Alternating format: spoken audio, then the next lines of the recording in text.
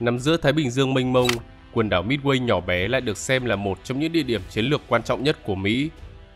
Đúng như tên gọi, vị trí của nó gần như nằm giữa Bắc Mỹ và châu Á.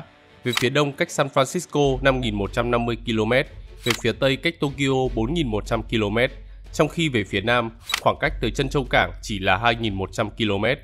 Vì vậy, Midway không chỉ là một vùng đất biệt lập mà còn là trạm trung chuyển quan trọng trong cả lĩnh vực hàng hải lẫn quân sự. Đặc biệt, nó gắn liền với trận hải chiến năm 1942, một bước ngoặt quyết định tại mặt trận Thái Bình Dương. Vậy quần đảo Midway còn có điều gì thú vị?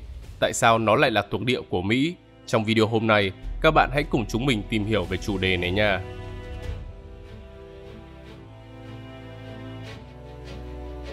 Địa lý tự nhiên. Quần đảo Midway được hình thành từ hơn 28 triệu năm trước khi một ngọn núi lửa trồi lên từ dưới đáy biển. Ước tính nó có thể lớn bằng đảo Lanai với diện tích rộng 364 km² với chiều cao tối đa 1026 m. Nhưng trải qua thời gian dài, núi lửa này đã dần chìm xuống mực nước biển, trong khi rạn san hô xung quanh lại tiếp tục phát triển, từ từ tích tụ tạo thành một lớp đá vôi và hiện nay nó dày tới 157 m. Do đó, quần đảo Midway thực chất là một rạn san hô vòng với tổng diện tích đất liền là 6,27 km². Nó bao gồm 3 hòn đảo lớn, đó là đảo Sen ở phía tây, đảo Spitz và đảo Easton ở phía đông, được ngăn cách bởi kênh Brooks, một lối vào tự nhiên của vùng đầm phá bên trong. Ngoài ra còn có các đảo cát với kích thước cực kỳ bé. Trong đó đảo Sen là lớn nhất với diện tích 4,52 km², có hình bầu dục và bờ biển bao quanh bởi cát trắng mịn, xen lẫn những khu vực san hô lởm chởm. Còn đảo Easton nhỏ hơn với diện tích 1,36 km², nằm về phía đông đầm phá, có địa hình thấp và ít đa dạng hơn, nhưng lại đóng vai trò quan trọng trong cấu trúc vòng san hô của toàn bộ rạn san hô vòng. Còn đảo Spitz chỉ rộng vỏn vẹn 0,06 km² và được nối liền với đảo Easton qua một dải cát hẹp. Nhìn chung, địa hình của Midway tương đối thấp, hầu hết các đảo chỉ cao hơn mực nước biển khoảng 3 đến 6 mét, khiến cho nơi đây rất dễ bị ảnh hưởng bởi sóng lớn, bão tố hay nguy cơ mực nước biển dâng cao do biến đổi khí hậu. Các hệ thống san hô xung quanh Midway có vai trò quan trọng trong việc bảo vệ bờ biển, giảm sóng và tạo ra môi trường sống cho vô số loài sinh vật biển. Vòng san hô ngoài cùng bao quanh đầm phá có tổng chiều dài hơn 24 km, nhưng nó không hoàn toàn liền mạch. Kênh Brooks ở phía nam ngăn cách hai dải san hô nhưng lại giúp kết nối đầm phá bên trong với đại dương bên ngoài, trong khi ở phía tây bắc lại không có lá chắn tự nhiên tương tự, thay vào đó là một loạt đảo cát với kích thước rất nhỏ. Đây đều là các đặc điểm điển hình của một rạn san hô vòng phát triển đầy đủ, minh chứng cho sự tiến hóa địa chất hàng triệu năm. Đặc biệt, khu vực đầm phá bên trong có độ sâu trung bình từ 15 cho đến 18 mét, nước trong xanh và giàu sinh vật phù du. Các bờ biển của Midway phần lớn là cát mịn, có xen lẫn những dải đá san hô bị sóng mài mòn. Sóng biển ở đây thường mạnh do không có đất liền che chắn, nhất là vào mùa bão. Gió mạnh đôi khi đạt cấp độ gió xoáy đã tác động trực tiếp đến cấu trúc địa chất của bờ biển, khiến cho đường bờ biển ở đây thay đổi theo thời gian. Đặc biệt vào ngày 11 tháng 3 năm 2011, trận động đất và sóng thần Tohoku ở phía đông Nhật Bản đã tạo ra một cơn sóng cao 1,5 mét tại Midway, làm ngập nhiều phần của hòn đảo và giết chết hơn 110.000 con chim biển. Bên cạnh đó, hiện tượng mực nước biển dâng trên toàn cầu cũng là một nguy cơ rõ rệt, bởi vì nhiều khu vực thấp của Midway có thể biến mất dưới mặt nước nếu mực nước biển chỉ cần tăng thêm vài chục cm.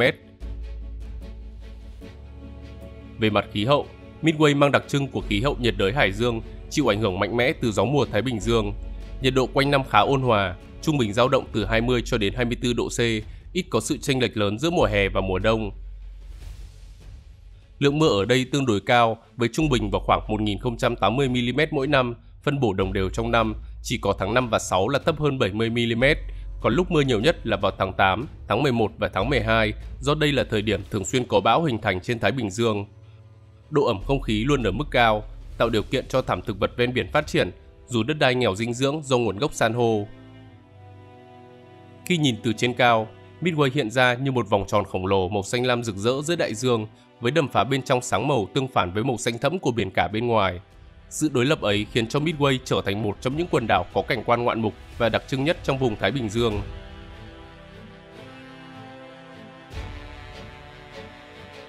Lịch sử thuộc địa Mỹ.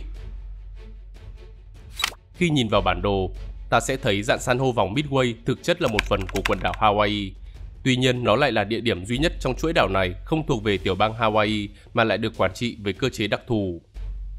quần đảo Midway được phân loại là một lãnh thổ chưa hợp nhất phi tổ chức. Điều này có nghĩa là quần đảo thuộc chủ quyền của nước Mỹ nhưng không phải là một phần chính thức của bất kỳ tiểu bang nào, cũng không có chính quyền địa phương tự quản như những vùng lãnh thổ có tổ chức khác. Thay vào đó, Midway được đặt trực tiếp dưới quyền quản lý của Bộ Nội vụ Mỹ thông qua Cục Cá và Động vật hoang dã Mỹ. Cơ chế này khiến cho nơi đây không sở hữu một cấu trúc hành chính dân sự, không có thị trường, hội đồng hay cơ quan lập pháp riêng, mà tất cả quyết định quản lý đều đến từ các cơ quan liên bang của Mỹ. Vì vậy có thể coi đây là một thuộc địa của xứ cờ hoa. Quay trở về quá khứ, rạn san hô vòng Midway không có người sinh sống.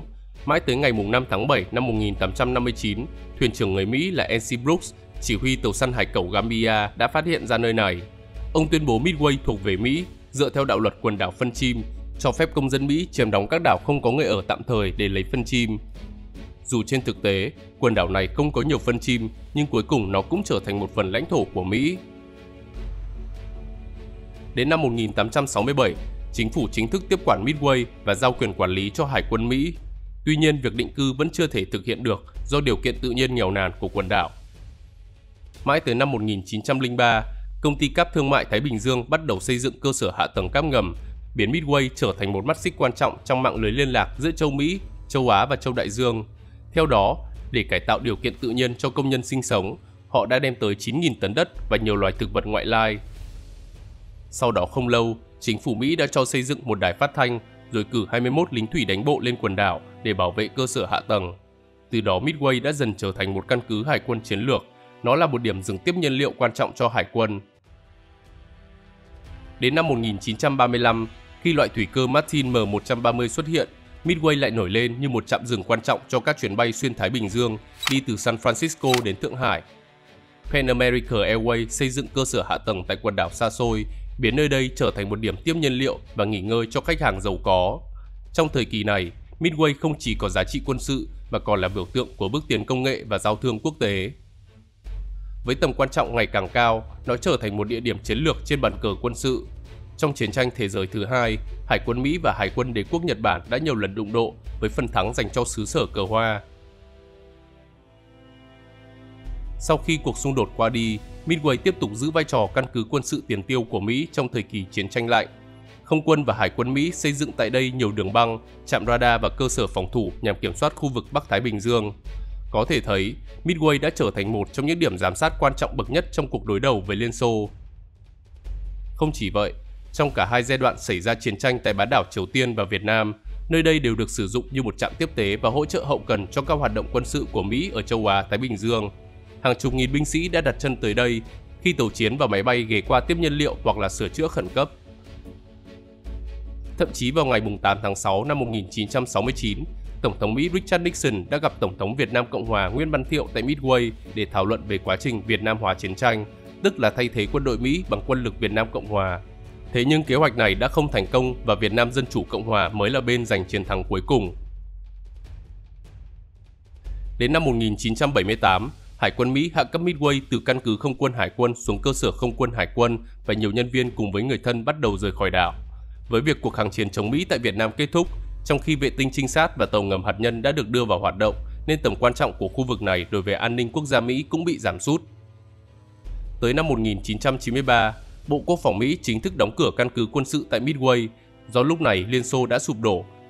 Và đến năm 1996, rạn san hô vòng Midway được chuyển giao cho Cục Cá và Động vật hoang dã Mỹ để quản lý như một khu bảo tồn thiên nhiên. Sự kiện này đánh dấu bước ngoặt khi mà Midway từ một điểm nóng quân sự trở thành một không gian bảo tồn sinh thái và nghiên cứu khoa học.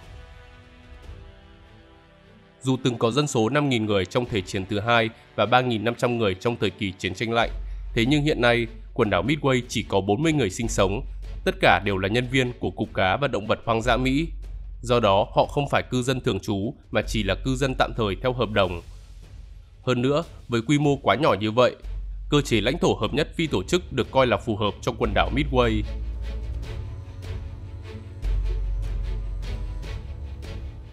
Trận hải chiến kinh thiên động địa. Trong thập niên 1940, quần đảo Midway đã trở thành nơi dừng chân và tiếp nhiên liệu cho cả tàu chiến và máy bay di chuyển qua Thái Bình Dương, đóng vai trò rất quan trọng đối với chiến lược hải quân của Mỹ, chỉ thua kém mỗi chân châu cảng. Do đó vào ngày 7 tháng 12 năm 1941, khi Nhật Bản phát động cuộc chiến tranh với Mỹ, hạm đội của họ không chỉ tập trung phá hủy Trân Châu Cảng mà còn đồng thời tấn công vào Midway. Sau trận đại thắng này, người Nhật tiếp tục giành chiến thắng ở nhiều vùng đất trên khắp Thái Bình Dương, bao gồm Guam, Philippines, Malaya, Sarawak, Brunei, Bắc Borneo và Đông Ấn Hà Lan. Đến ngày 4 tháng 5 năm 1942, hai bên lại đụng độ tại trận chiến biển San Ho. Kết quả lần này đã khác, Nhật Bản đã phải hủy bỏ kế hoạch chiếm Port Moresby ở đảo New Guinea, còn Mỹ đã chứng minh rằng họ có thể ngăn chặn bước tiến của đối phương. Trước nguy cơ bị đối thủ vượt mặt, Đô đốc Nhật Bản Yamamoto Isoroku đã đưa ra kế hoạch để tiêu diệt hạm đội Thái Bình Dương của Mỹ. Theo đó, một lực lượng nhỏ nhắm vào quần đảo Aleut thuộc Alaska, trong khi lực lượng chủ lực tấn công vào Midway. Khi hạm đội Thái Bình Dương của Mỹ tới Midway để đáp trả quân xâm lược, họ sẽ bị hủy diệt bởi một hạm đội Nhật mạnh hơn đang chờ sẵn ở phía Tây. Nếu thành công, đế quốc Nhật không chỉ giành được một địa điểm chiến lược mà còn có thể mở rộng phạm vi kiểm soát kéo dài từ quần đảo Aleut đến tận biển San Ho. Thậm chí Midway còn có thể trở thành bệ phóng để người Nhật mở một cuộc tấn công toàn diện vào Hawaii. Tuy nhiên, kế hoạch này cũng có những lỗ hổng. Chỉ huy Nagumo Chuichi yêu cầu cần phải có 6 tàu sân bay, nhưng chỉ có 4 tàu sân bay có thể tham chiến. Không chỉ vậy, chiến thuật của Đô đốc Yamamoto là phân tán lực lượng nhằm đánh lừa Hải quân Mỹ về ý định thực sự. Tuy nhiên, tình báo Mỹ đã sớm giải mã được thông điệp của Hải quân Nhật và âm thầm chuẩn bị kế hoạch phòng thủ, tập trung lực lượng để bảo vệ Midway, bao gồm 3 tàu sân bay. Đến ngày 3 tháng 6 năm 1942, lực lượng Nhật Bản di chuyển về phía quần đảo Aleut của Alaska, chiếm lấy đảo Attu và đảo Kiska, nhưng Bộ Chỉ huy Mỹ xác định vẫn tiếp tục giữ các lực lượng của mình tập trung quanh Midway. Tới sáng ngày 4 tháng 6 năm 1942, phi đội tiên phong của Nhật Bản với 108 máy bay ném bom và máy bay chiến đấu đã cất cánh từ các tàu sân bay để tấn công Midway. Đáp lại, 26 máy bay chiến đấu của Mỹ đã chiến đấu anh dũng để bảo vệ căn cứ ở đây. Trong khi ở phía Đông Bắc, hạm đội Mỹ bất ngờ tấn công lực lượng Nhật Bản, phá hủy 3 tàu sân bay và 1 tàu tuần dương. Trong cuộc xung đột sau đó, mỗi bên mất 1 tàu sân bay. Rõ ràng đây là thắng lợi lớn dành cho Hải quân Mỹ. Khi trận Midway kết thúc, người Nhật đã mất 4 tàu sân bay, 1 tàu tuần dương, 248 máy bay và con số thương vong là 3.057 người. Người Mỹ thì mất 1 tàu sân bay, 1 tàu khu trục, 145 máy bay và chịu tổn thất 307 người. Thất bại tại Midway đã làm suy giảm nghiêm trọng sức mạnh hải quân của Nhật Bản, đánh dấu bước ngoặt tại chiến trường Thái Bình Dương trong Thế chiến thứ hai. Tới ngày 7 tháng 8 năm 1942, người Mỹ đã phát động chiến dịch Guadalcanal, bắt đầu cuộc phản công vĩ đại và họ đã giành chiến thắng cuối cùng 3 năm sau đó.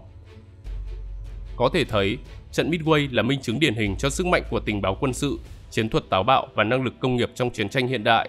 Nếu Trân Châu Cảng mở ra cánh cửa cho Nhật Bản tung hoành, thì Midway chính là nơi cánh cửa đó đã bị đóng lại, đánh dấu sự suy tàn của đế quốc Nhật Bản tại Thái Bình Dương.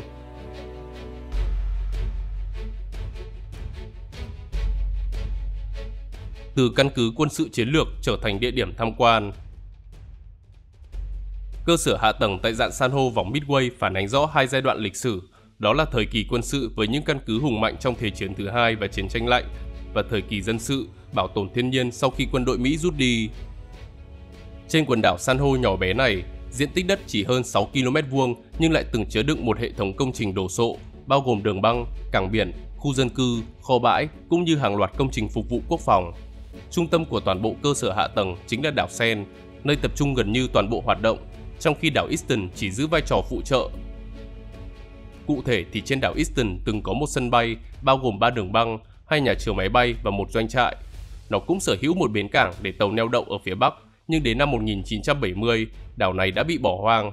Ngày nay những đường băng, bong ke và các di tích thời chiến khác đều đã bị thiên nhiên phá hủy. Dù vậy thì vẫn có những hố bom và các vết đạn dài từ máy bay chiến đấu Zero của Nhật Bản in hẳn trên mặt đất. Đây là bằng chứng cho thấy cuộc chiến tại Midway đã diễn ra đẫm máu như thế nào. Còn tại đảo Sen cũng có 3 đường băng trong thời chiến, nhưng hiện nay sân bay Henderson ở đây chỉ có một đường băng dài 2.377 m. Vào đầu những năm 1950, nó được Pan American Airways sử dụng làm điểm dừng kỹ thuật cho máy bay cánh quạt Boeing 377 Stratocruiser trên hành trình du lịch vòng quanh thế giới từ New York về phía đông, qua London, Frankfurt, Delhi, Bangkok, Hồng Kông, Guam, Honolulu và kết thúc tại San Francisco ở bờ Tây nước Mỹ. Đến đầu những năm 1970, hãng bay Continental Micronesia đã sử dụng máy bay phản lực Boeing 727-100 để hoàn thành lộ trình Honolulu, Midway, Kwajalein, Majuro, Connaught, Truck, Guam. Dù vậy thì trên thực tế, vai trò của sân bay Henderson tương đối hạn chế khi phần lớn các hãng bay sử dụng sân bay quốc tế Ted Stevens Anchorage ở Alaska trong thời kỳ chiến tranh lạnh. Tuy nhiên, nó một lần nữa đón khách vào tháng 8 năm 1996 khi công chúng có thể đến thăm rạn san hô vòng Midway thông qua các chuyến du lịch sinh thái nghiên cứu, nhưng chương trình này đã kết thúc vào năm 2002. Sau đó một chương trình du lịch khác cũng đã được phê duyệt và bắt đầu lại vào tháng 3 năm 2008, nhưng rồi cũng phải ngừng hoạt động vào cuối năm 2012 do không đủ ngân sách duy trì. Cụ thể thì trong năm 2012, chỉ có 322 du khách tham quan quần đảo xa xôi này. Hiện nay, sân bay Henderson vẫn tồn tại và được duy trì trong trạng thái hoạt động cơ bản để phục vụ hoạt động bảo tồn hoặc là trợ giúp các chuyến bay khẩn cấp.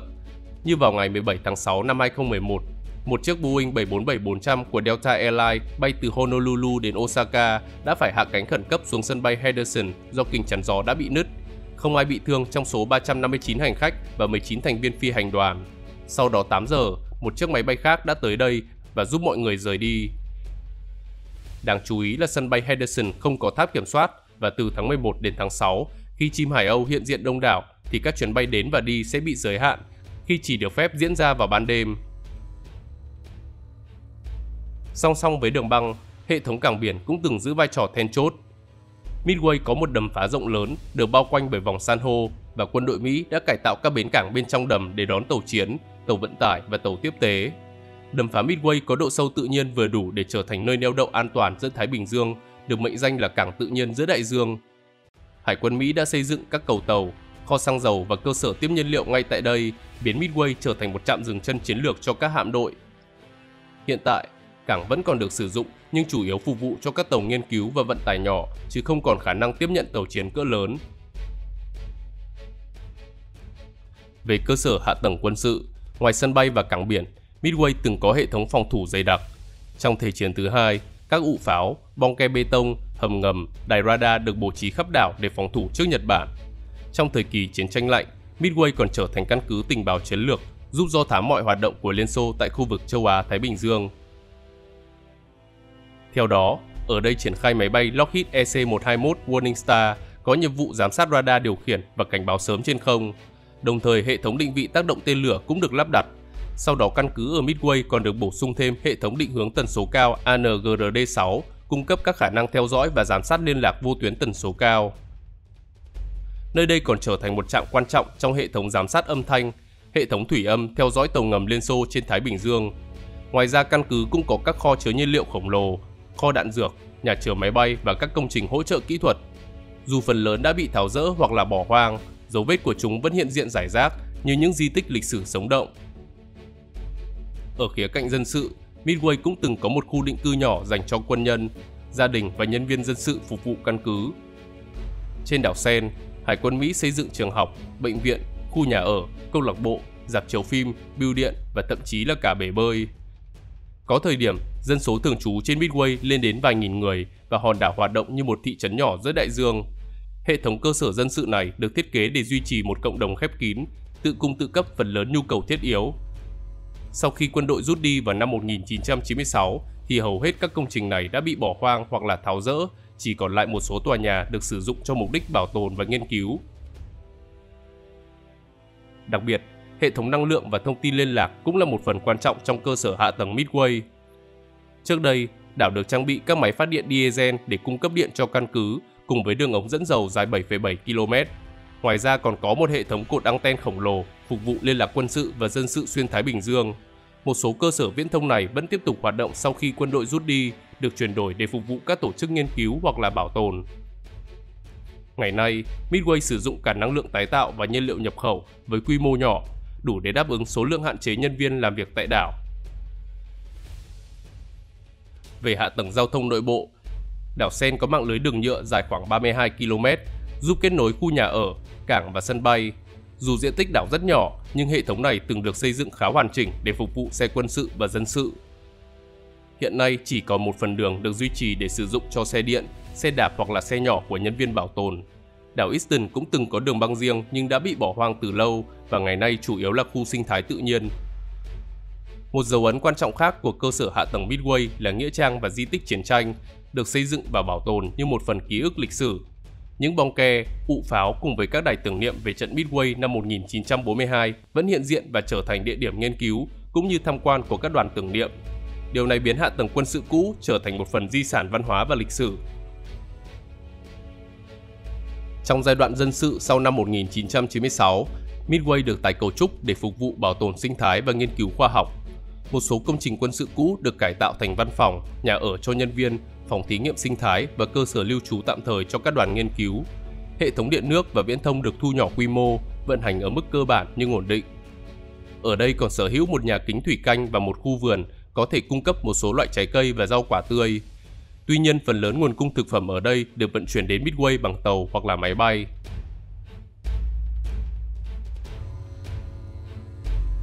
Khu bảo tồn rạn san hô vòng Midway. Địa lý Midway được đặc trưng bởi sự cô lập tuyệt đối. Quần đảo này cách xa lục địa tới hàng nghìn km, còn xung quanh là biển sâu mênh mông. Chính sự biệt lập ấy đã hình thành nên một môi trường tự nhiên gần như khép kín, nơi các loại động thực vật có thể phát triển và ít bị cạnh tranh từ bên ngoài. Hệ quả là Midway đã trở thành một trong những môi trường sống đặc thù bậc nhất trong Thái Bình Dương. Cụ thể hơn, do có khí hậu ẩm và đất san hô nghèo chất dinh dưỡng, thực vật bản địa trên Midway chủ yếu là các loài cây bụi, cỏ biển và dừa.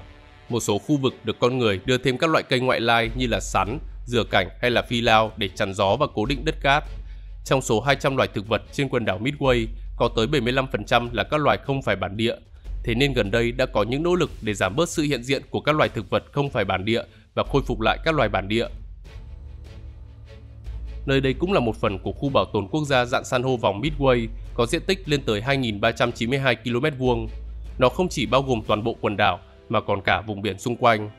Theo đó, Midway được chỉ định là khu vực chim quan trọng, đóng vai trò là môi trường sinh sản của 17 loài chim. Địa điểm này hiện là nơi sinh sống của 67 đến 70% quần thể hải âu lay san trên thế giới và 34 cho đến 39% quần thể hải âu chân đen toàn cầu. Bên cạnh đó, vào năm 2007-2008, Cục Cá và Động vật Hoang dã đã chuyển 42 con vịt lay san đến rạn san hô như một phần trong nỗ lực bảo tồn loài động vật có nguy cơ tuyệt chủng. Một động thái đáng chú ý khác diễn ra vào năm 2018. Do sơn trì có thể gây hại cho quần thể chim tại quần đảo Midway nên một dự án tẩy sơn đã được tiến hành nhằm bảo vệ môi trường tốt hơn. Ngoài các loài chim, còn có hơn 250 loài sinh vật biển khác nhau được tìm thấy trong 120.000 ha đầm phá và vùng nước xung quanh. Trong đó có hải cẩu thầy tu Hawaii, loài đang bị đe dọa nghiêm trọng, nuôi con trên bãi biển, dựa vào cá, mực, bạch tuộc và giáp xác để sống quanh rạn san hô. Còn rùa xanh, một loài khác cũng đang bị đe dọa, đôi khi làm tổ trên đảo. Con đầu tiên được phát hiện vào năm 2006 trên đảo Spit và con thứ hai vào năm 2007 trên đảo Sen. Bên cạnh đó, một đàn cá heo spinner gồm 300 cá thể đang sinh sống trong đầm phá và vùng nước gần bờ. Hiện nay, khu bảo tồn quốc gia rạn san hô vòng Midway là một phần của tượng đài hải dương quốc gia Papahanaumokuakea. Khu bảo tồn có diện tích lên tới 1.508.846 km², lớn thứ tư trên thế giới. Đây là bước ngoặt quan trọng trong cơ chế quản lý, bởi mục tiêu chính không còn là an ninh quân sự mà là bảo tồn sinh thái, nghiên cứu khoa học và duy trì di sản lịch sử. Tuy nhiên, rạn san hô Midway phải đón nhận một lượng lớn rác thải biển từ đảo rác Thái Bình Dương lớn. Ước tính có khoảng 20 tấn rác thải này tích tụ trên các bãi biển của Midway mỗi năm, với 90% là nhựa. Trong số 1,5 triệu con chim hải âu lay san đang sinh sống ở Midway trong mùa sinh sản mùa đông, hầu hết đều được phát hiện có nhựa trong hệ tiêu hóa của chúng. Đặc biệt, khoảng 1/3 số chim non đã chết do chúng chưa phát triển phản xạ nôn chớ cho đến khi được 4 tháng tuổi. Bên cạnh đó, rùa biển và hải cẩu thầy tu cũng ăn phải rác thải nhựa. Nhiều vật dụng bằng nhựa trôi dạt vào bờ, từ bật lửa thuốc lá đến bàn chải đánh răng và đồ chơi, đều đang đe dọa đến hệ sinh thái mong manh ở đây. Và đây là toàn cảnh về Midway. Nếu muốn chúng mình làm về đề tài nào, các bạn hãy để lại bình luận bên dưới nha. Xin chào và hẹn gặp lại các bạn trong những video tiếp theo.